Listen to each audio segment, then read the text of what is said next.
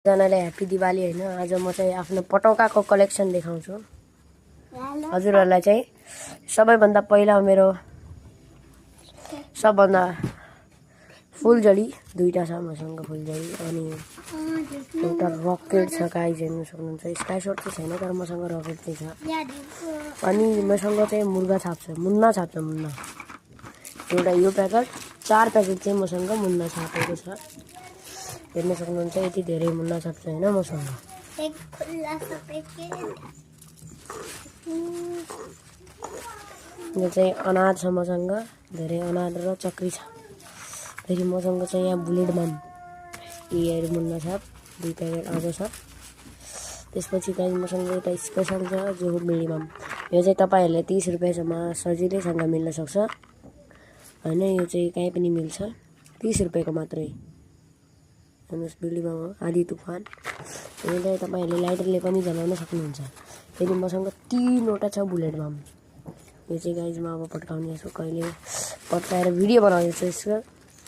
So thank you सबैजनालाई happy Diwali. जय नेपाल।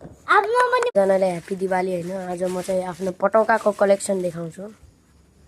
हजुरहरुलाई चाहिँ सबैभन्दा पहिला मेरो सबभन्दा फुलझडी दुईटा छ मसँग फुलझडी अनि एउटा रकेट छ। गाइज हेर्न सक्नुहुन्छ। स्काई शॉट चाहिँ छैन तर मसँग रकेट चाहिँ छ। अनि मसँग चाहिँ मुर्गा छाप छ, मुन्ना छाप छ। मुन्ना एउटा यो प्याकेट 4 प्याकेट चाहिँ मसँग मुन्ना छापेको छ।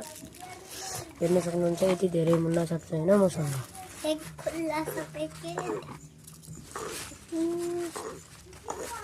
यो चाहिँ अनार छ मसँग, धेरै अनार र चक्री छ।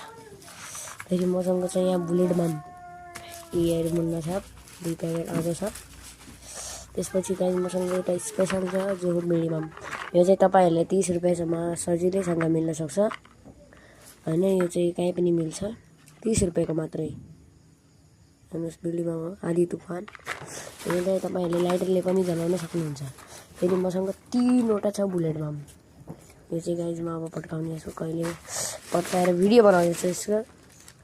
सो थ्यांक यू सबैजनालाई ह्यापी दिवाली। जय नेपाल।